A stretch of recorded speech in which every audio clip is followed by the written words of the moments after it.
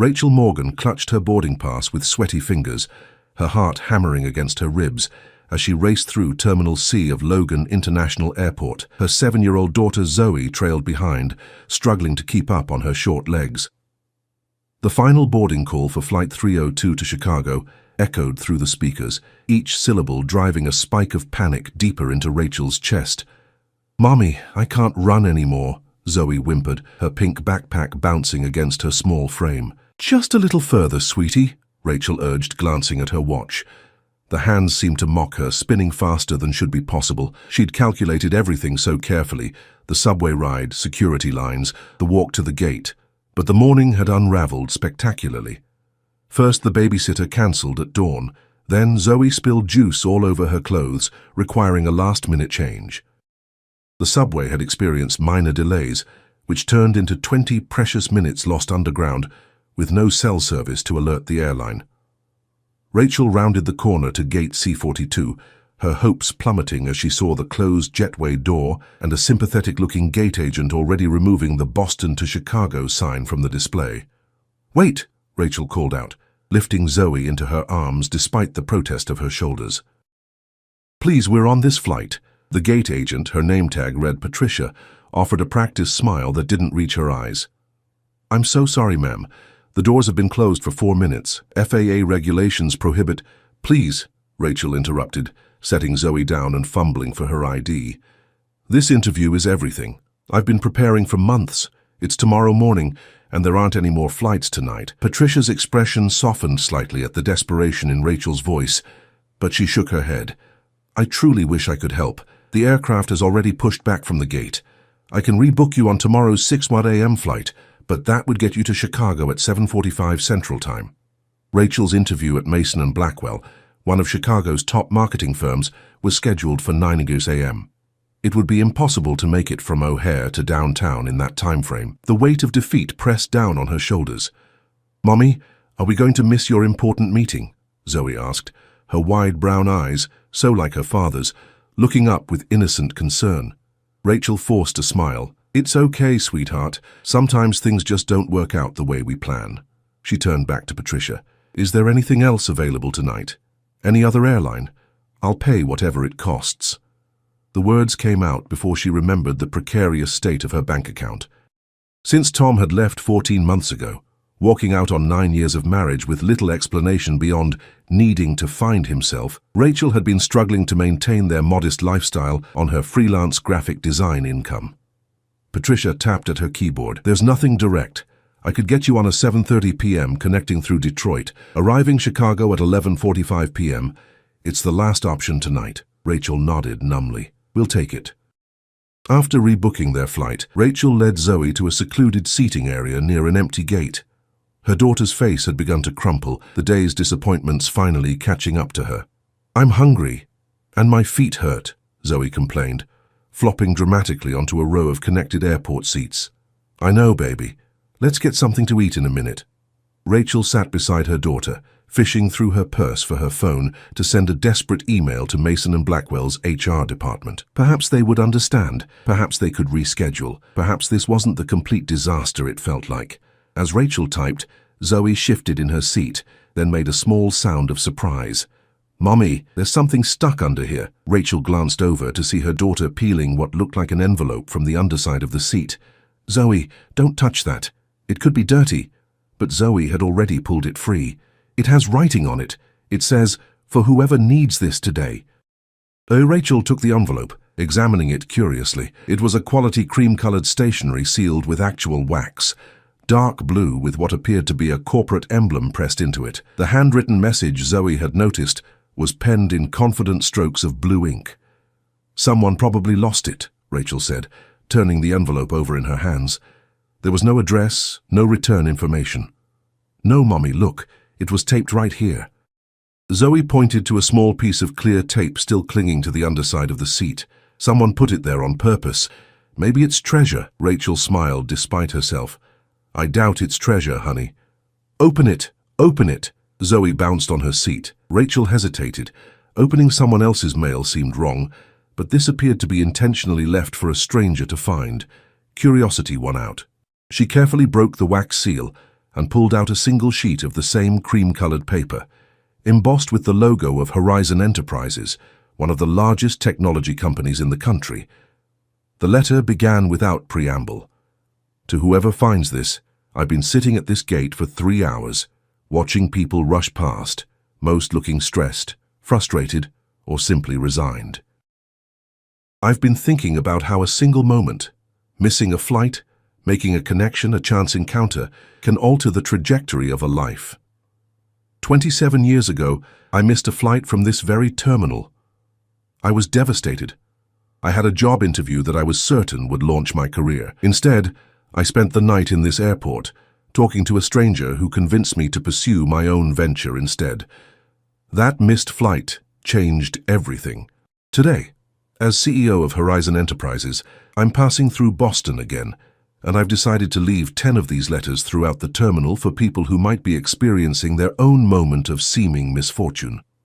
Enclosed is a ticket to our annual Innovation Summit in Chicago this weekend. It's a $5,000 value, but the connections you might make there could be priceless. Perhaps this missed moment is actually redirecting you to something better. If you choose to use the ticket, come find me. I'll be the one wearing a blue tie with small white sailboats. Sometimes the winds that blow us off course take us exactly where we need to go. Best wishes, Daniel Wright, CEO, Horizon Enterprises. Rachel stared at the letter in disbelief. Tucked behind it was indeed a ticket to the Horizon Innovation Summit, scheduled for the next 3 days at the Grand Milan Hotel, the very hotel where Rachel had booked a room she could barely afford for her interview. "What is it, Mommy?" Zoe asked, trying to peek at the letter. "It's an invitation," Rachel said slowly, her mind racing.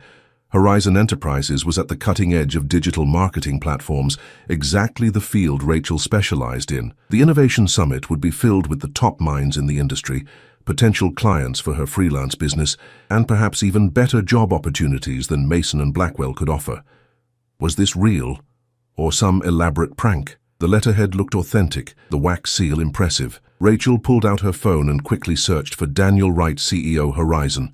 Immediately, articles and images appeared of a distinguished man in his early 50s, with salt-and-pepper hair and kind eyes. Several photos showed him wearing his apparent trademark, blue ties with small white sailboats. Rachel's pulse quickened. If this summit started tomorrow, she wouldn't even need to reschedule her flight. The disaster of missing her original connection had just transformed into something entirely unexpected. "Mommy, why are you smiling?" Zoe asked, tugging at Rachel's sleeve. "I thought we were having a bad day." Rachel looked down at her daughter's confused face and felt a flutter of something she hadn't experienced in months. Hope. "I think our luck might be changing, sweetie. Sometimes the worst moments lead to the best opportunities."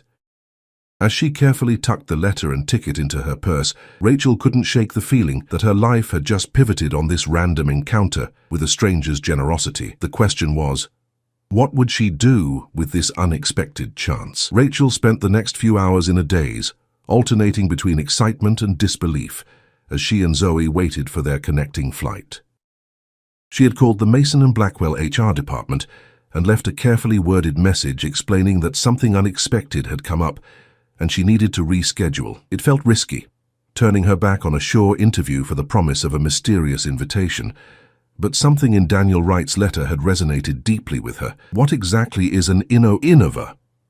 Zoe struggled with the word as they sat at a small table in the airport food court, sharing an overpriced sandwich.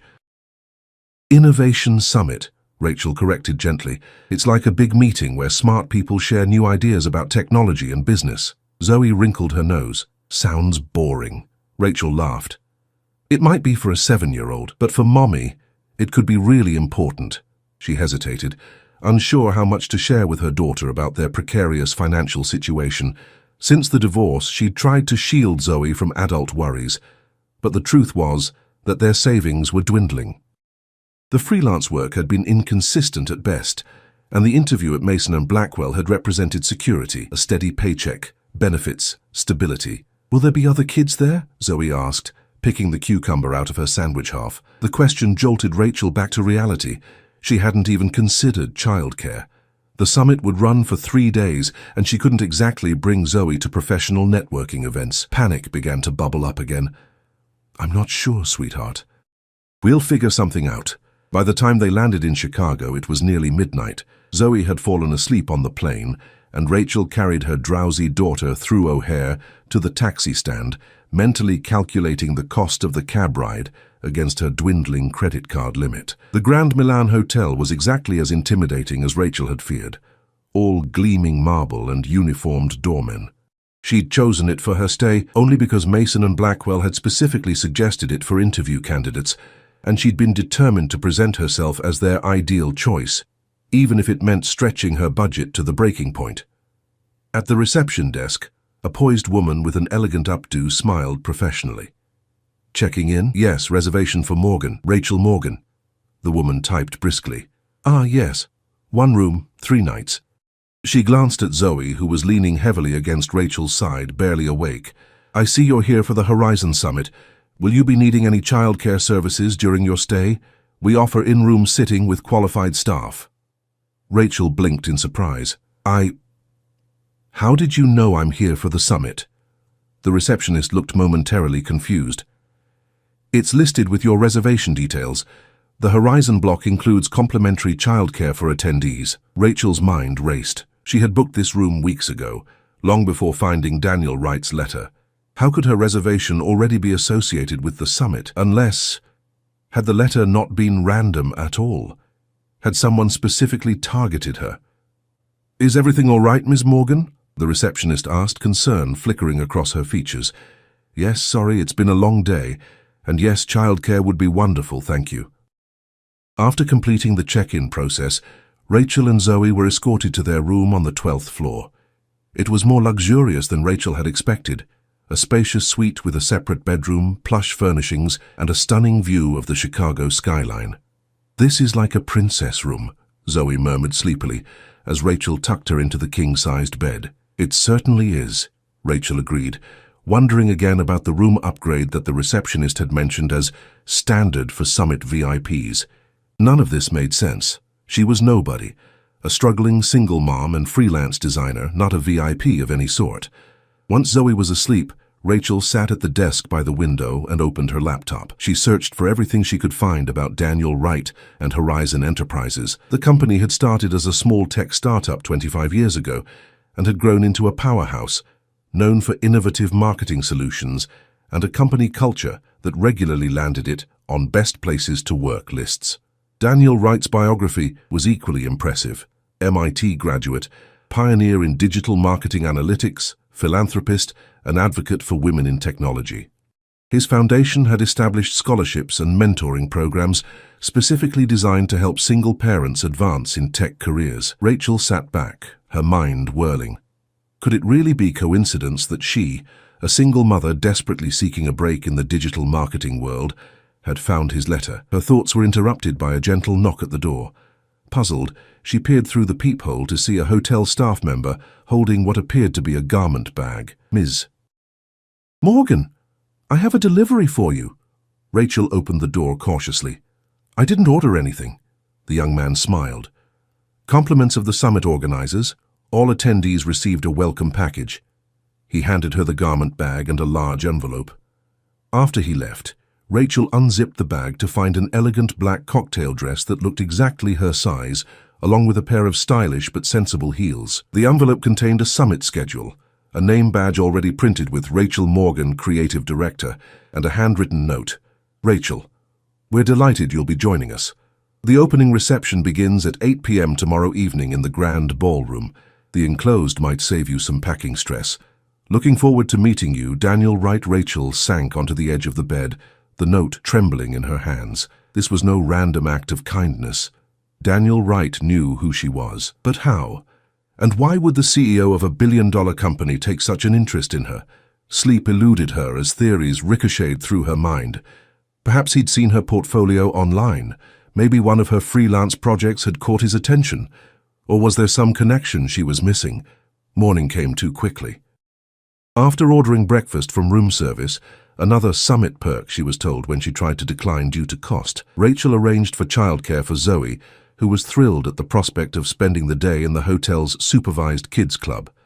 "You look pretty, Mommy," Zoe observed as Rachel examined her reflection in the bathroom mirror. She'd taken extra care with her appearance, applying makeup and styling her shoulder-length brown hair into soft waves. "Thank you, sweetie." Rachel knelt to Zoe's level. "Now you'll be good today, right? Mommy has some very important meetings." Zoe nodded solemnly. "I'll be super good. Maybe the CEO man will give you a job, and we can stay in princess hotels all the time." Rachel laughed, though the comment sent another flutter of anxiety through her. Let's not get ahead of ourselves. The summit's morning sessions were held in the hotel's conference center, a maze of meeting rooms and exhibition spaces now filled with technology demonstrations, networking lounges, and presentation theaters. Rachel's marketing background helped her understand most of the technical discussions, but she felt increasingly out of place among the industry executives and established professionals who all seemed to know each other. During a mid-morning coffee break, Rachel found herself standing alone by a refreshment table, scanning name badges and wondering how to initiate a conversation that wouldn't immediately reveal her outsider status. "First time at the summit?" a friendly voice asked from beside her. Rachel turned to see a woman about her age with curly hair and bright green glasses. Her name badge read, "Mia Jackson, Director of Creative Strategy, Horizon Enterprises." "Is it that obvious?" Rachel asked with a self-deprecating smile. "Only because you're actually looking at the presentations instead of just networking," Mia replied with a wink. "I'm Mia, been with Horizon for 8 years now." "Rachel Morgan. I'm actually not sure why I'm here." The words tumbled out before Rachel could stop them. Mia raised an eyebrow, and Rachel quickly explained about the missed flight and the letter. Rather than looking surprised, Mia nodded thoughtfully. "So you're one of Daniel's finds. That explains the buzz." "Buzz?" Rachel asked, her stomach tightening. "Don't worry, it's all good," Mia assured her. "Daniel has a knack for spotting talent in unexpected places. He mentioned bringing in some fresh perspectives this year." She glanced at her watch. "Listen, there's a small breakout session starting in 5 minutes that you should definitely attend. Emerging Trends in Visual Marketing in the Lakeside Room. Trust me." Before Rachel could ask any more questions, Mia was pulled away by a colleague, leaving Rachel more confused than ever, but also intrigued. With nothing to lose, she made her way to the Lakeside Room, wondering what new revelation awaited her there. The Lakeside Room was smaller than the main presentation halls, with perhaps 40 chairs arranged in a semicircle facing a projection screen. Rachel slipped into a seat in the back row, just as the lights dimmed. A man in his early 30s with stylish glasses and a confident stride approached the podium. "Welcome to Emerging Trends in Visual Marketing," he began. "I'm Jake Peterson, Creative Director at Horizon, and today we're going to explore how visual storytelling is evolving in the digital space." Rachel leaned forward, notebook ready. This was precisely her area of expertise, the intersection of visual design and marketing strategy. As Jake clicked through his presentation, Rachel found herself nodding along, mentally connecting his points to projects she'd worked on. Then, about 15 minutes in, Jake pulled up a slide that made Rachel's heart stop. It was a series of social media graphics she had designed for a small coffee chain in Boston last year, a project she was particularly proud of, with its distinctive hand-drawn elements and warm color palette. This campaign increased engagement by 340% and foot traffic by 28%, Jake explained. "It's a perfect example of authentic visual storytelling that creates emotional connection." The designer understood that in a crowded marketplace, uniqueness stands out. Rachel's mind raced. How did her work end up in this presentation? The coffee chain had been a small client with just 3 locations, hardly the type of business that would catch the attention of a company like Horizon.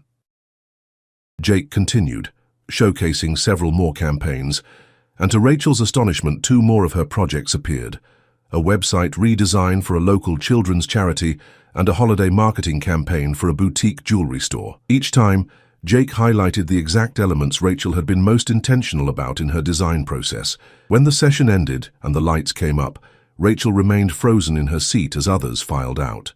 Jake was gathering his materials when he looked up and noticed her. "Enjoyed the presentation?" he asked with a friendly smile. Rachel stood on shaky legs and approached the podium. "Those were my designs," she said quietly. "The coffee shop, the charity website, the jewelry campaign, I created those." Jake's expression shifted from confusion to sudden recognition. "You're Rachel Morgan.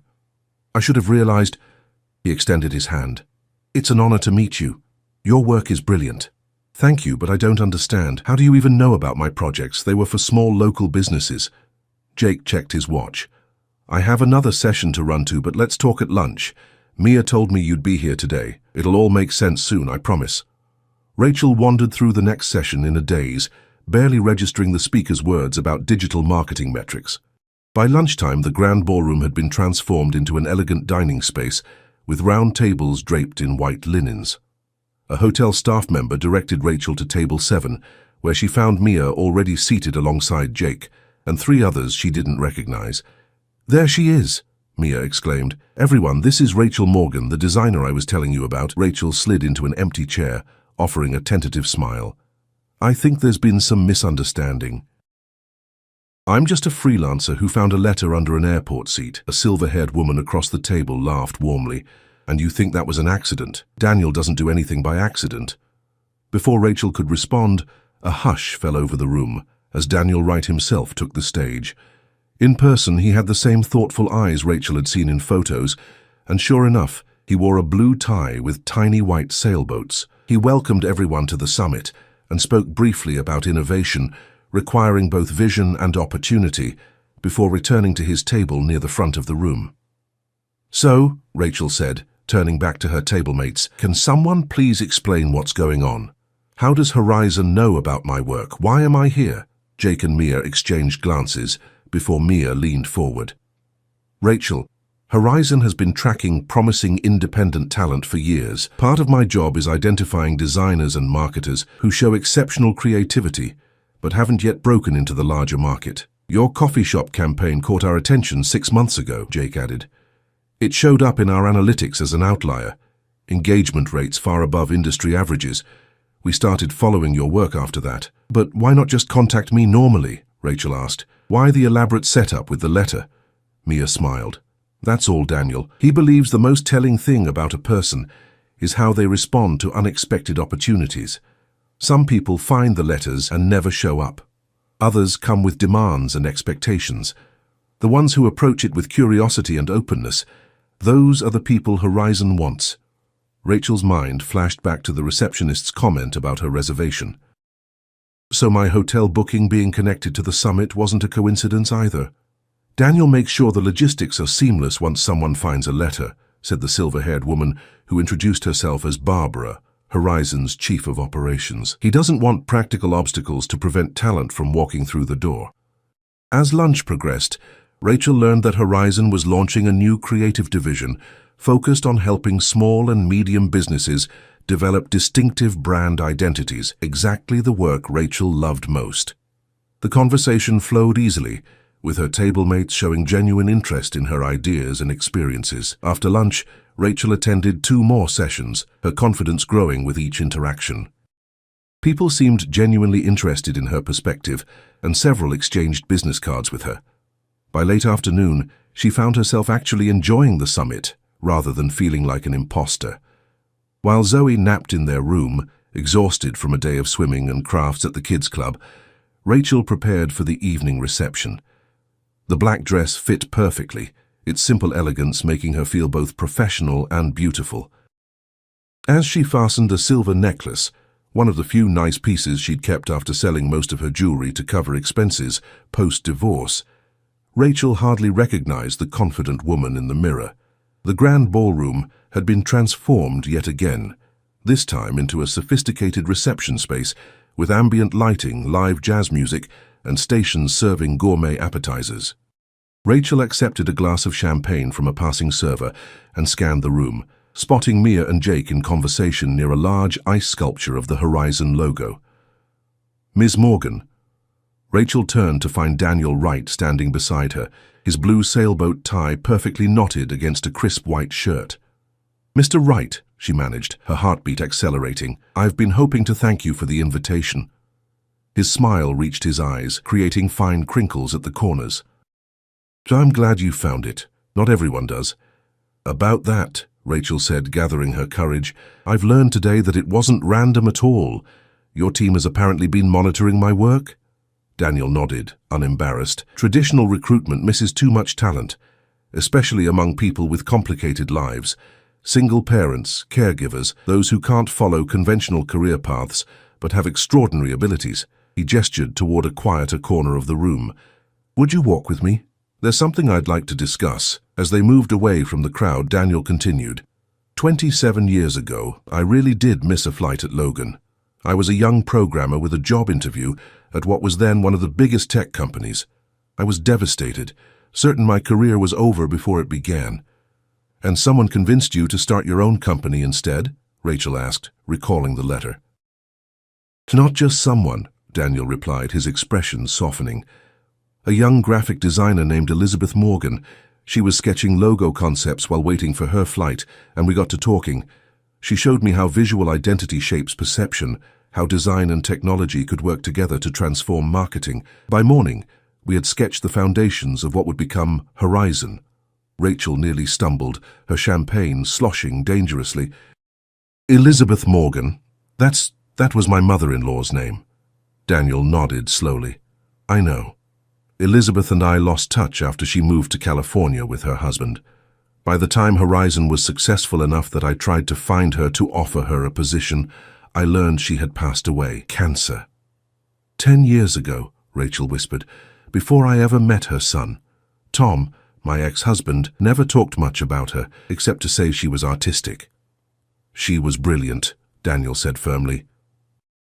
And when one of my talent scouts flagged your work, I recognized the same distinctive style, the same understanding of how visuals communicate emotion. When I saw your last name was Morgan, I did some research. Finding out you were Elizabeth's daughter-in-law, it felt like life coming full circle. Rachel's mind whirled with this revelation. Her ex-mother-in-law, a woman she'd never met, had unknowingly shaped the trajectory of her career. So the letter under the seat was placed specifically for you, Daniel confirmed.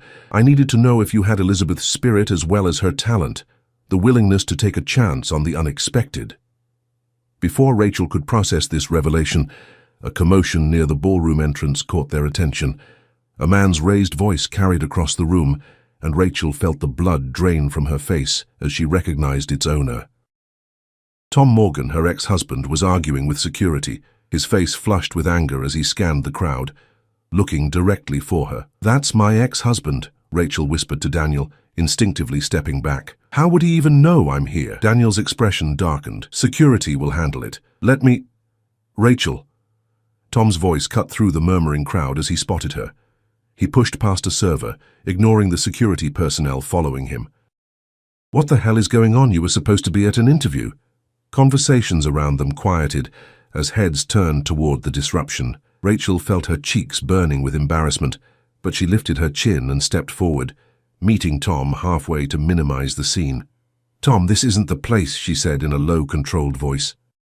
How did you even find me? Tom ran a hand through his dark hair, a familiar gesture from their marriage that once signaled stress, but now just irritated her. The babysitter, our regular one, called to check if Zoe was feeling better after being sick last week.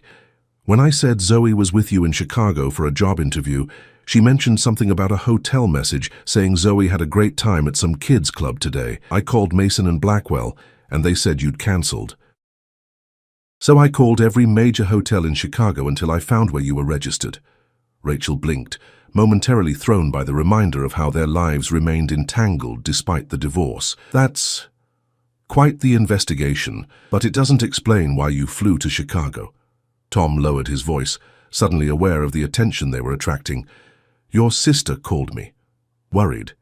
Said you weren't answering texts, that you'd been stressed about money. I thought... He hesitated. I thought you might be having some kind of breakdown, making reckless decisions. Rachel felt a flash of indignation.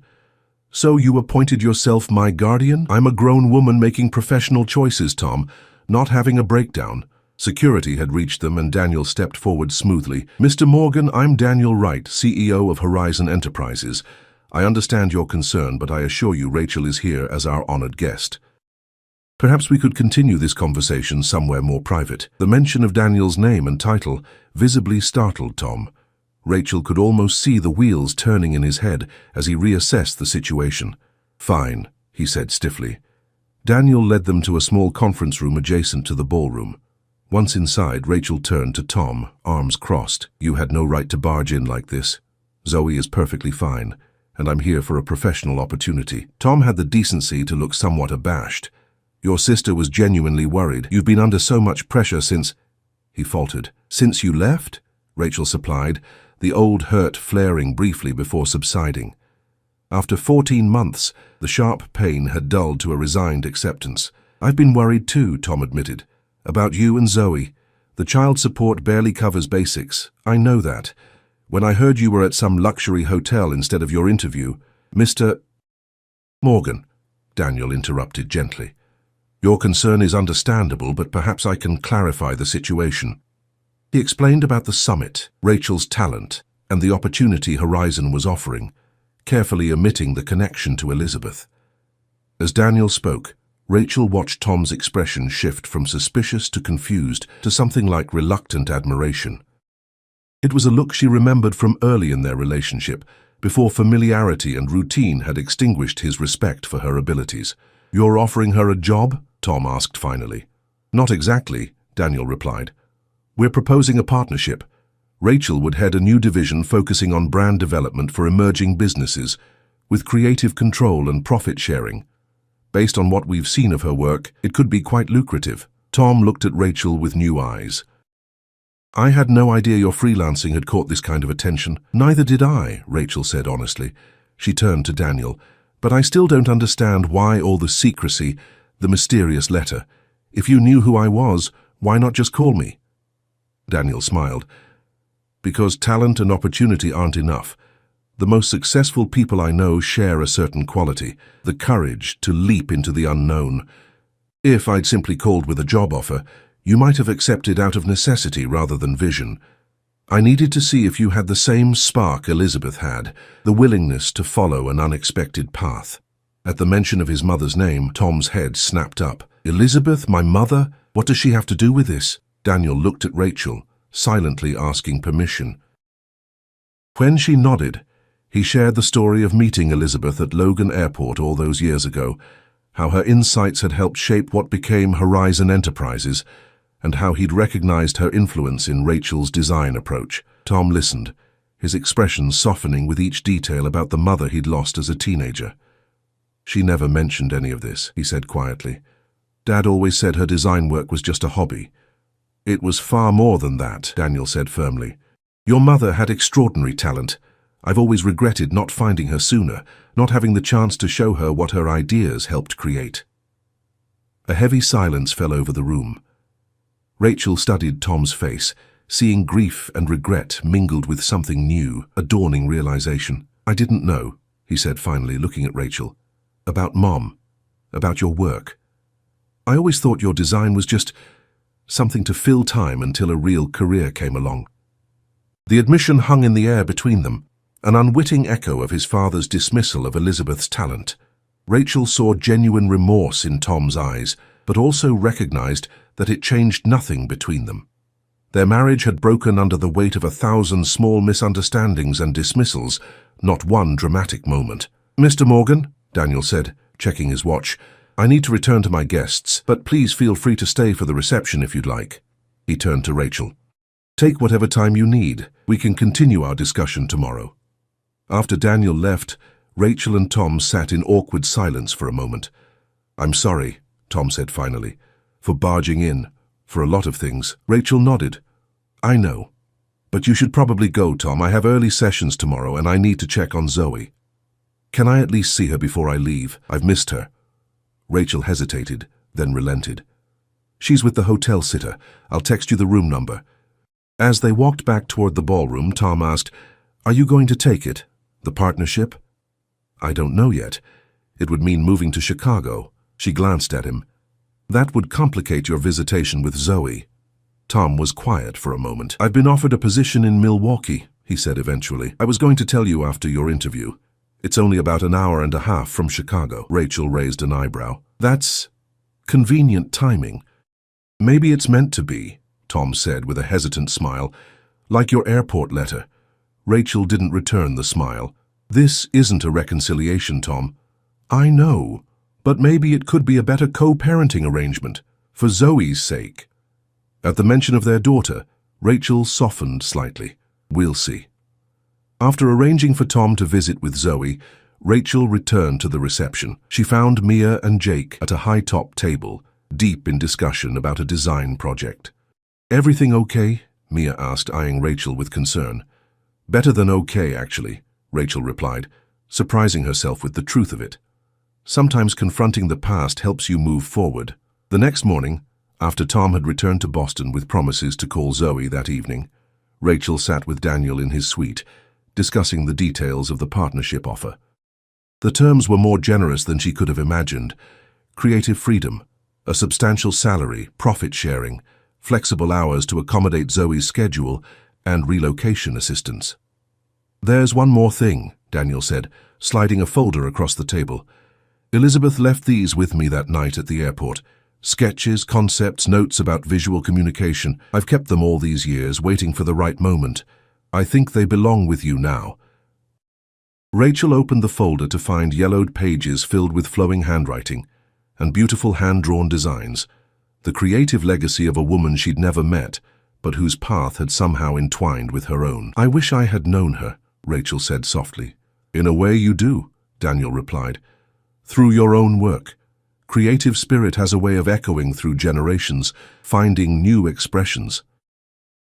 3 months later, Rachel stood in her new office overlooking Lake Michigan, the walls decorated with framed examples of her work alongside several of Elizabeth's sketches. On her desk sat a photo of Zoe in their new apartment, a spacious 3-bedroom in a family-friendly neighborhood just 15 minutes from Horizon's headquarters. The transition hadn't been seamless, moves never were, but Zoe had adapted quickly to her new school, making friends and thriving with the stability of Rachel's new position. Tom had kept his word about the Milwaukee job, making it possible for regular weekend visits with minimal disruption to Zoe's routine. Rachel's division had already signed 10 clients, with a waiting list growing weekly.